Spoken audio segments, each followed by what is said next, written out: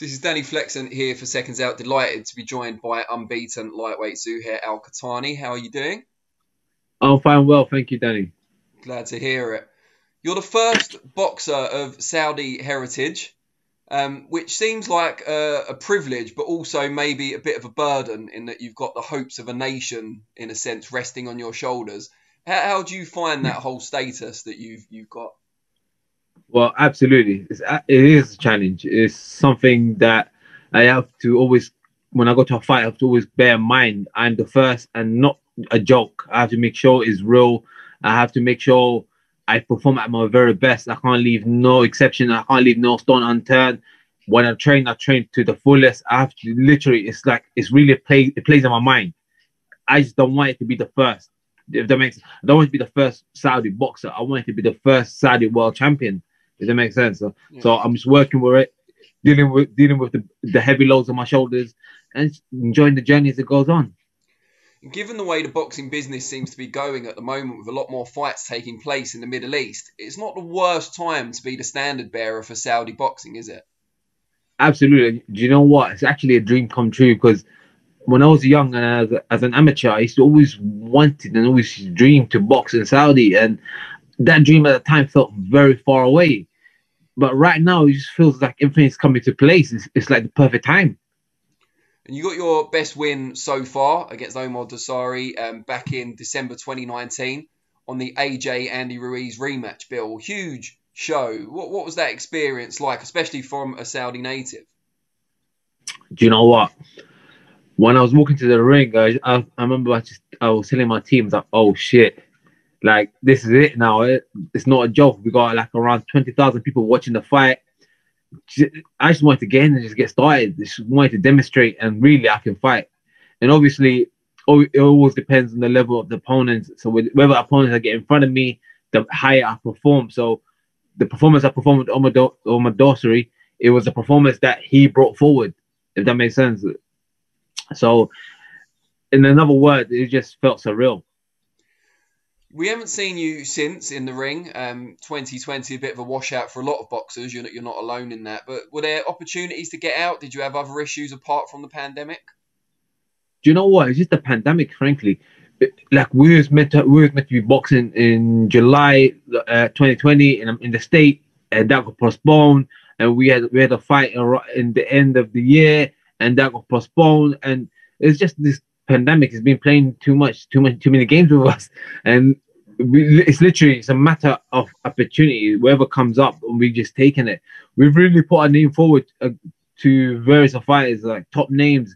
We offered a lot of names out. We called them up. We asked them. We even stepped forward to, in case if someone pulls out, we were ready to jump in. But it's a matter of time, to be frankly. You got to tell us now because you've given us a tantalising hint there. Who were some of the names that you called out? All right, I'll keep it very simple. All the top 10 lightweights. Really, all the names are long. I don't want to be going through the names, but all the top 10 lightweights. To be frank with you, the 4 top lightweights or 5 top lightweights are difficult to get at this stage right now in my career because for whatever boxing politic reason behind it. But let's say the top 6, the 6 up from the 4th, we've been calling them out. Liam Wells, Lee Silby, all of these guys, we just called them out. We want even Luke Campbell. Really, I was very disappointed with Luke Campbell's fight. So obviously a great performance. Things happen in the boxing world, but now it's for him to step aside for the new generation to come through. Well, you might say that he did step aside in his last fight, unfortunately for him, although it wasn't you in the opposite corner. Just tell us a little bit about how your boxing journey, if you like, so how you first got into the sport and also how you came from Saudi to come over to London. Well, we came here essentially to study. We came for the purpose of education. So when I came to study here, I remember my elder brother at the time, he used to be involved in boxing. He used to box. So I remember he used to teach me a little bit of basic about boxing, how to jab, how to use my right hand, cross, so on and so forth. And I remember I went to a normal school, and when I went to a normal school, I used to get to a lot of trouble in school, based on the fact that people tried to bully me, and I didn't understand people were trying to bully me or not. So it was relatively new to me. So over a period of time, I had enough, and I started defending myself, right? And while me defending myself, I started defending others at the same time. And while I was doing that, I managed to get myself in trouble.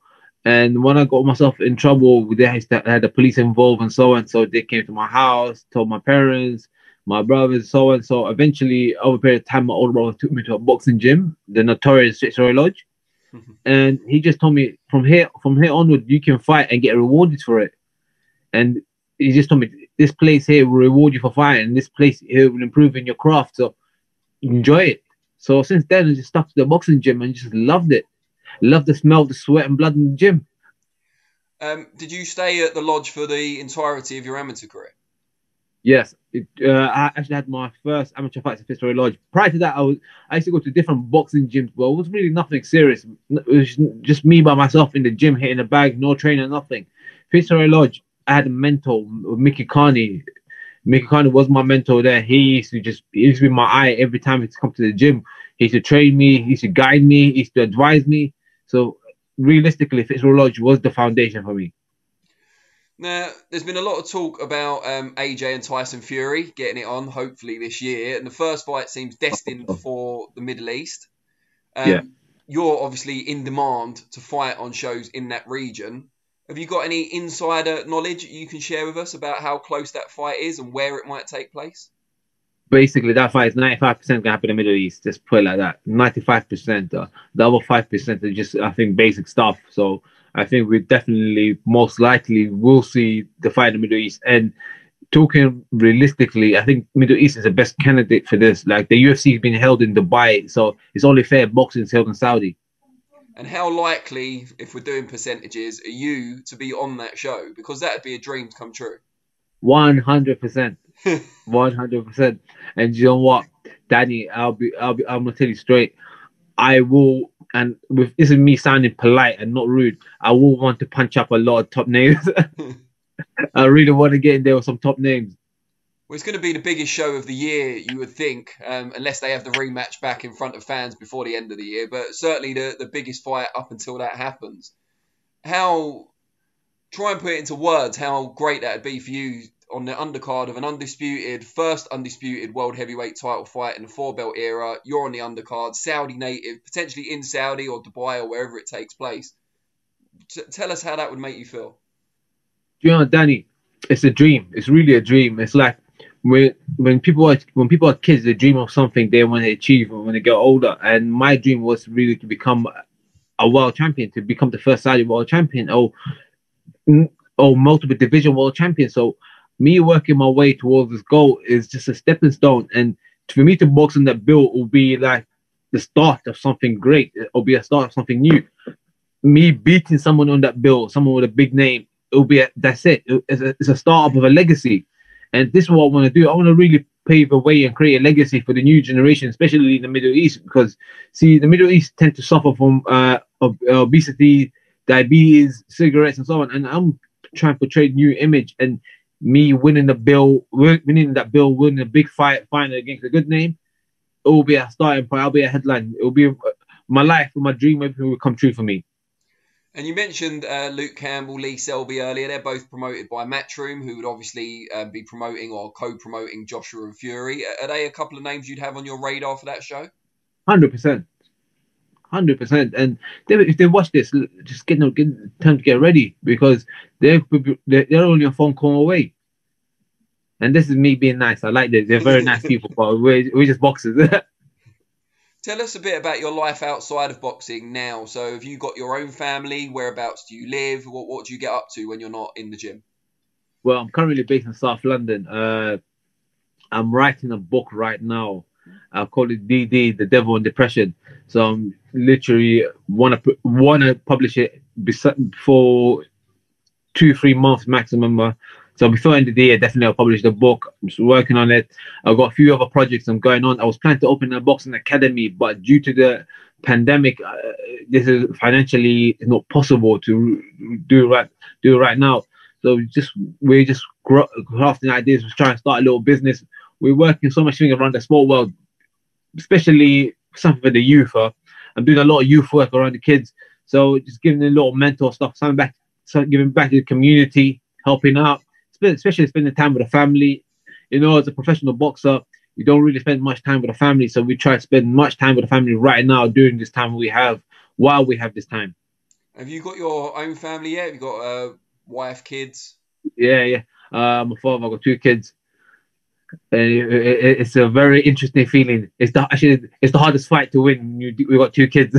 Yeah, You're not imagine. not. I don't think no father's winning this fight. Good stuff. And you said you're writing a book. Just tell us where the idea came from for that, and what sort of stage it's at in the process.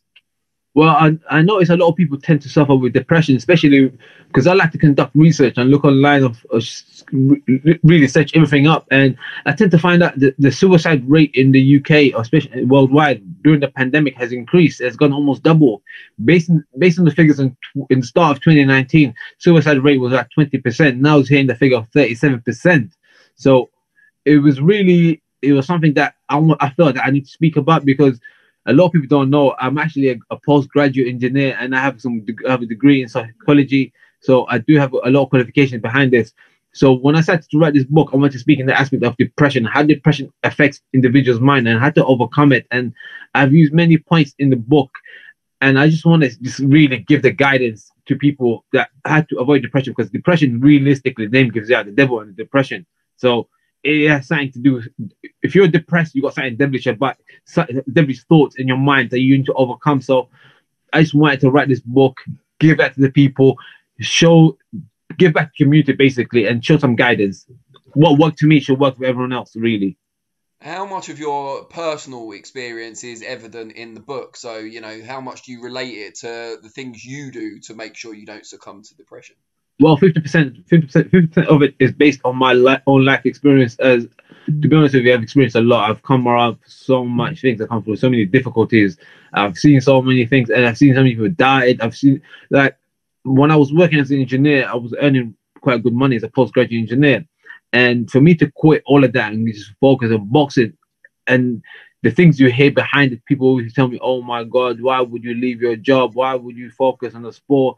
Like it's all so much negativity, so much stuff. It's like doubt. It's the people that try to put doubt on me, so it made me overcome what people should say. So when I hear doubt, I put that into depression, because depression and doubt are really the same thing. Because when you doubt something, you're getting depressed about it and thinking about it. So really, I try to elaborate as much about it as possible and really give the tools to overcome it. Great stuff. And before we let you go, there'll be people out there who want to follow you a bit more closely, having watched this interview. How can they find you on the different social media platforms?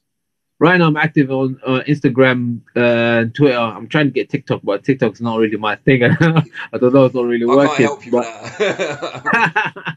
Same. This is my Instagram, Zuhayr Al Qahtani, Zuhayr Al Qahtani.